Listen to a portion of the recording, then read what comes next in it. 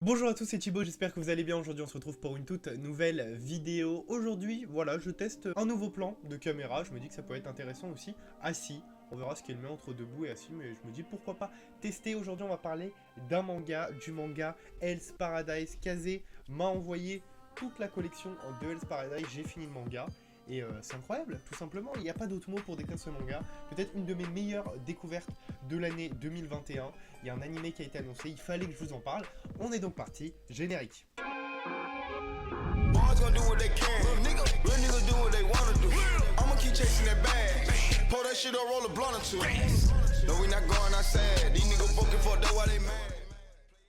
Ah, l'immortalité, beaucoup de personnes aimeraient pouvoir la posséder. Gabimaru, le néant, le plus célèbre et puissant des ninjas assassins, a été capturé et croupi en prison. Affirmant n'avoir plus aucune raison de vivre, il attend désespérément qu'un bourreau parvienne à lui ôter la vie, car son entraînement surhumain lui permet de résister au pire des châtiments. C'est alors qu'il reçoit la visite d'un exécuteur pas comme les autres, une puissante magneuse de sabre et trancheuse de tête. Après un âpre combat dont il réchappe de peu, celle-ci le pousse dans ses retranchements. En échange de la vie sauve, elle lui propose un marché. Il devra se rendre sur une île mystérieuse afin de récupérer un élixir d'immortalité. Seul problème, tous ceux qui se sont rendus sur cette île sont revenus découpés en morceaux.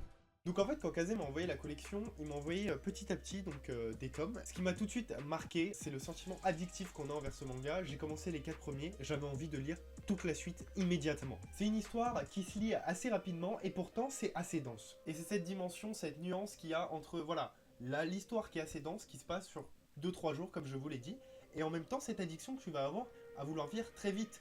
Parce qu'on pourrait se dire, ouais, c'est dense, on va s'ennuyer, on va vouloir sauter des pages, il y a beaucoup de texte, etc. Et non, l'auteur a su parfaitement jauger ce qu'il faut pour que ça soit dense, mais en même temps que tu as envie de lire. Et franchement, allez lire ça. Je vous le dis, je pense que si vous êtes comme moi, vous allez acheter le tome 1 ou 2, et puis immédiatement après, vous allez avoir envie de lire la suite. C'est beaucoup trop addictif. Tu as envie de savoir qui va arriver à sortir vivant de cette île, comment ça va évoluer. En plus, dès le début, on nous met une romance qui est très très cool avec le personnage principal. Enfin, cette histoire, c'est une petite pépite, une petite découverte super intéressante. Petite mention spéciale aux couvertures des tomes qui sont franchement super bien faites. Bon, l'édition Kazé rend ça trop cool parce que vous savez, c'est le format un peu typé japonais dans la longueur, etc. que j'aime énormément. Et le graphisme, voilà, de certaines couvertures, je les trouve trop cool. Voilà, je voulais vraiment faire une mention spéciale parce qu'on a des tomes qui sont vraiment super beaux, je trouve.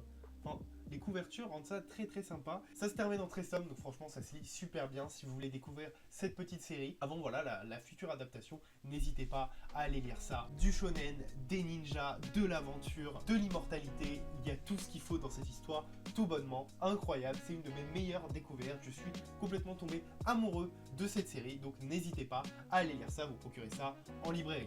En tout cas voilà, c'est déjà la fin de cette vidéo, j'espère qu'elle vous aura plu. Je vous aurais présenté voilà, cette petite série de manga Hell's Paradise qui m'a énormément plu et je me suis dit qu'il fallait que je vous en fasse une vidéo.